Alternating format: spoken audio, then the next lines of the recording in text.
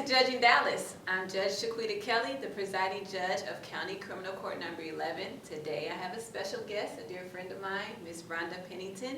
She is the chief deputy for the county clerk's office and works directly with Mr. John Warren. Welcome. Thank you, Judge. How are you doing? I'm good, thank you. So I have you here today because one of the things that I do when I'm sentencing someone on a case is issue court costs and fines. And a lot of times I will have them say, do I got to pay all that today? Well, what if I can't pay it? And where do I go? And they just seem really confused about the process. So I just wanted you to provide a little bit of information on someone who may have to pay court costs or fines, and what do they do? How does that process work? And where do they go? So let's start from the beginning. What happens when I assess those? If you are unable to pay court costs and fines, what will happen is the judge will send you down to the collections division. We are located on the second floor of the Frank Crowley Courts building. We have a three-step process in the collections division. You'll come in, you'll fill out an application where you will provide your personal information as well as your financial information. Once this information is verified, you will be sent back to a collector to sit and speak with them about what you can and cannot pay. We set up payment plans on a weekly, bi-weekly, monthly basis. There are also times when people are indigent and they cannot pay. In lieu of paying court costs and fines, Dallas County has partnered with our Road and Bridge Division, and you can work off your court costs and fines. After you are set up on a payment plan, we then monitor that payment plan, where you will receive phone calls, you receive a number of mailings if you're not compliant.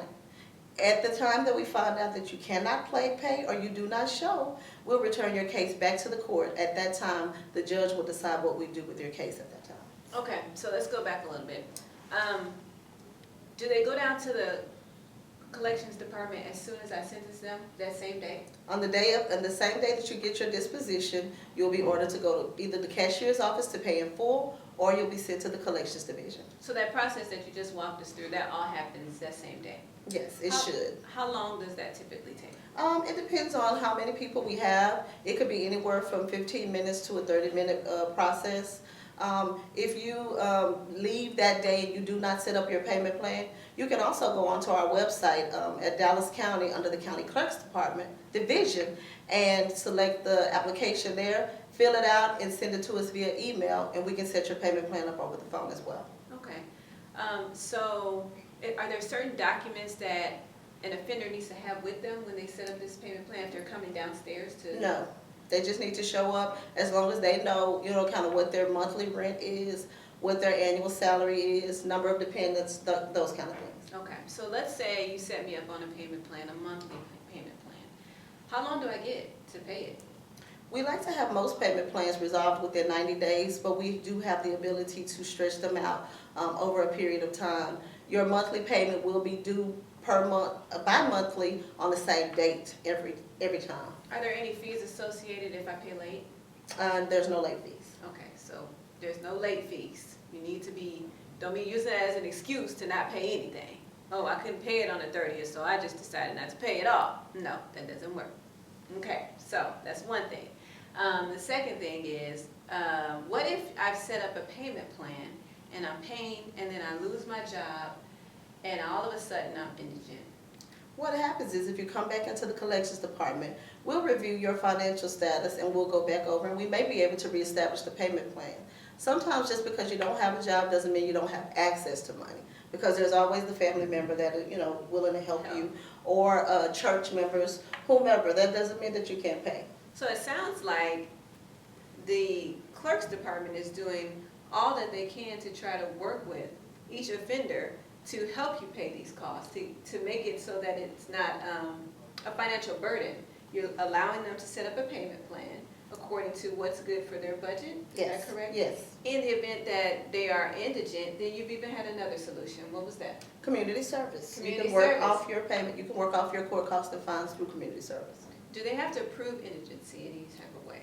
Not necessarily. If you say that you can't pay and you need community service, we'll normally take that. We'll find some community service for you. We'll find a way for you to work it out. So the bottom line is, because what I see happening is people they just go away. They don't go down to the collections department. They just think they're going to get away, and I'm not doing any of that. and it always comes back to me. So, and now that I know that you do all of this, there aren't any excuses whatsoever for an offender to not at least attempt to try to set something up and work things out. None whatsoever. Again, we will stretch those payment plans out for as long as we possibly can.